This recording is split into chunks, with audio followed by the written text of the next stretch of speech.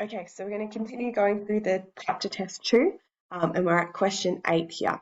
So as for question 8, use the following information from questions 8 to 10. So again, we have a scatter plot now, displays the resting pulse rate in beats per minute and the time spent exercising in hours per week for 16 students. We've got a least square line. Once again, label our EV and RV. So time spent exercising is my EV, and resting pulse rate is my RV. And you might notice from this time the line's going down, so we might acknowledge we've got a negative slope here. That might impact some things that are about to happen. If I look at this, question 8 says, based on this scatter plot, the explanatory variable and the response variable are, just want to point out the italicized parts, they're the names of your variables. So time spent exercising is the variable. Hours per week is how the variable is measured. So we just said time spent exercising is my EV. If I just looked at those options, A, B, C, D, E, my answer has to be C because it's got time spent exercising as the EV. And if I check the RV, it's got resting pulse rate as the RV. So that's my answer for question 8. With question 9 now, it says the coefficient of determination is 0.8339. Remember, this is our R squared value, and it says the correct interpretation of this value in terms of the variables is. First things first, when I interpret it, I need to convert this to a percentage. So I will say it is 83%. And so I can get rid of A, B, and E because they're not relevant, they're not correct. Whenever I then interpret this, it's always 83% of the variation in the RV can be explained by the variation in the EV. So in the case of this question, we said before, resting pulse rate is my RV. And if I look at C and D, C again has to be the correct answer here because it says that resting pulse rate is the variable listed first, which means it's the response variable, and then is explained by the variation in my EV, which is time spent exercising.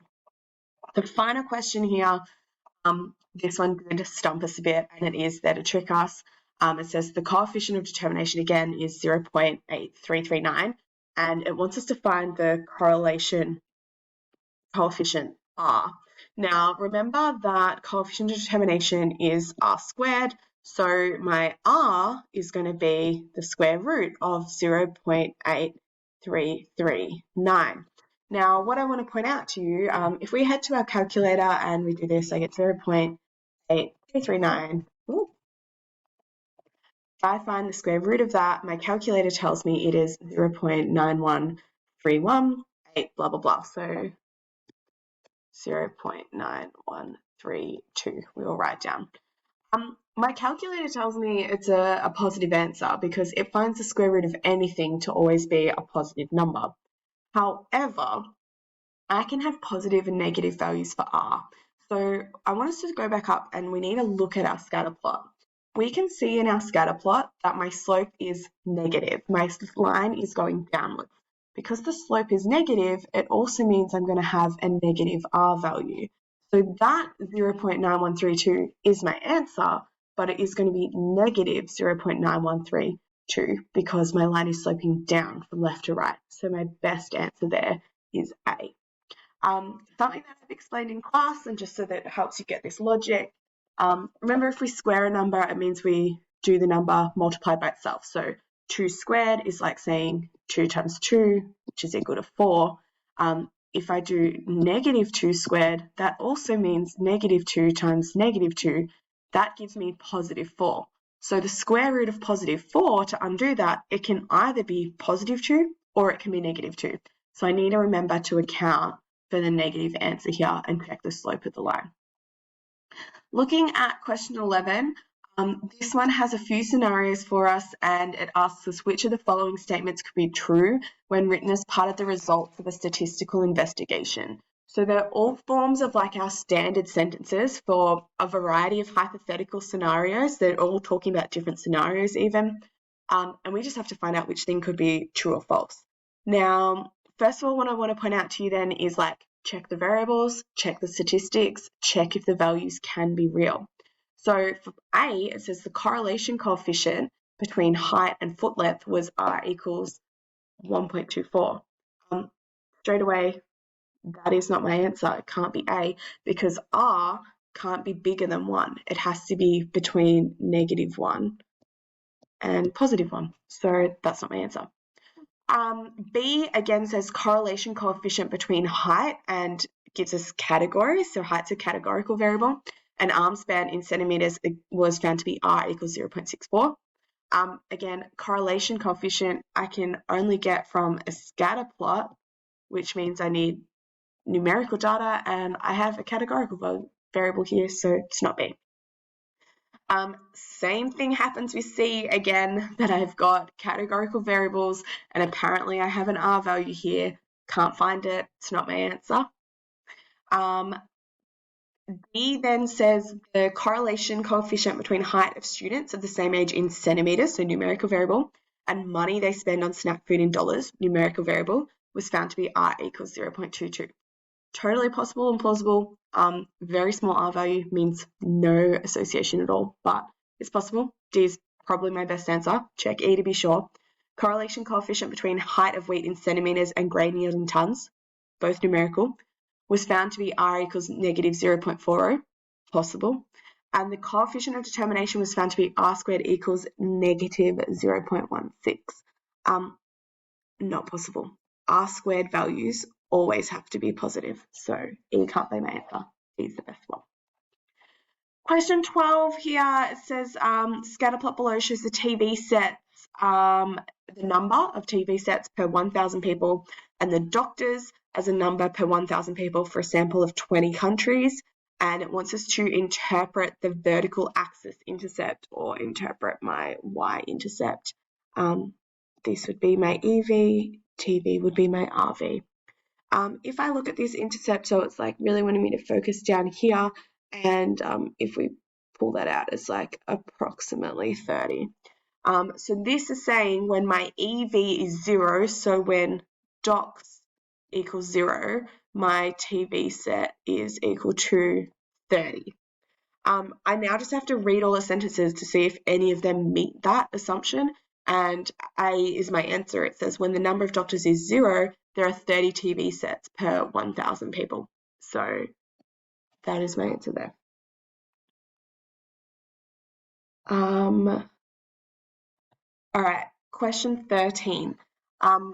Question 13, it gives us a least squares line of the form of y equals a plus bx is fitted to a set of bivariate data for variables x and y, and then it tells us x mean, which is the average for x, y mean, the average for y, the standard deviation of x, the standard deviation of y, and our a value, which is our intercept value.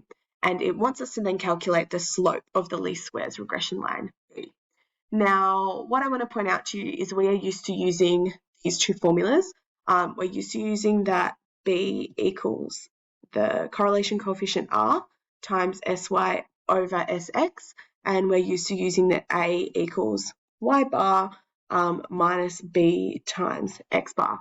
Now, if you look at that, you might go, oh yeah, I got to go find the slope, but I'm going to use the B rule, but I don't know what R is. So I can't actually use that rule. But if I look at this one over here, this still has B in it, and I know what all the other parts are. So if I take that as a rule, and if I substitute in, we've been told in the question that A equals 3.1. I then have been told in the question that the mean of Y is 5.60 minus B times the mean of X, which is 5.50. I can then just go to my calculator and I should be jumping straight on the solve function. So if we head to our calculator, main menu, and go solve, I'm doing 3.1 equals 5.60 minus, we'll just type in X on the keyboard part, times 5.50, and then I tell my calculator, comma, X, so it knows to find me an answer for X, close my bracket. If I press enter here, it tells me that x equals 0.4545 recurring. So this means therefore that b is 0.45. And so my answer is also B as the slope there. Question 14, the equation of a least squares line is used to predict the fuel consumption in kilometres per litre of fuel from a car's weight in kilograms. The equation predicts that a car travelling 900 kilograms will travel 10.7 kilometres per litre, and a car weighing 1,700 kilograms will travel 6.7 kilometres per litre of fuel, and it wants us to find the slope. Because it's giving me two cars, it's giving me 2 points that fall on the line. And so I just need those 2 points, pop them in my calculator to get the slope, which means I have to know what the EV and RV is. It says that they want to predict fuel consumption from a car's weight. So this means then that fuel consumption is my RV and the weight is my EV. So if I look at these 2 points, I've got a point which is 910.7, and then my other point is 1,700, because that's that 1,700 kilogram car, and 6.7. So statistics menu, and in that statistics menu then I put my EV data in list 1, so 900 and 1,700, and in list 2 goes my RV value, which is 10.7 and 6.7. Calc, regression, linear regression, X list 1, Y list 2, and then I get this answer here. Now, A is my intercept, 15.2, B is my slope, and it says negative 5e negative 3. So B equals negative 5e negative 3. Now, you might look at that and think, oh, I've done something wrong. You're not. You're correct. The slope is there. A couple of things about interpreting this. E negative 3 means times 10 to the power of negative 3. So I'm taking negative 5, and if my decimal point is here, it means that this decimal point does 3 hops to the left to make this number smaller, and it ends up over here. So my slope would become negative 0.005. That answer is B. The other thing I want to point out, though, is even if you didn't know how to do that, there's a couple of things you can do. We can get rid of A and E because they're not correct. My slope doesn't have a 2 in it. It's only got the 5 there, so it's not them. I could also get rid of D because D is a positive number, and my calculator display very clearly has a negative out the front there, so that can go. And then C, I could just get rid of the 0.004 because I don't have 4 come up anywhere on that display either. So I could just delete them because they don't look right, and B would be the best option. I'm going to stop here and record a part 3, and part 3 will have question 15 all the way up to question 20. Thank you.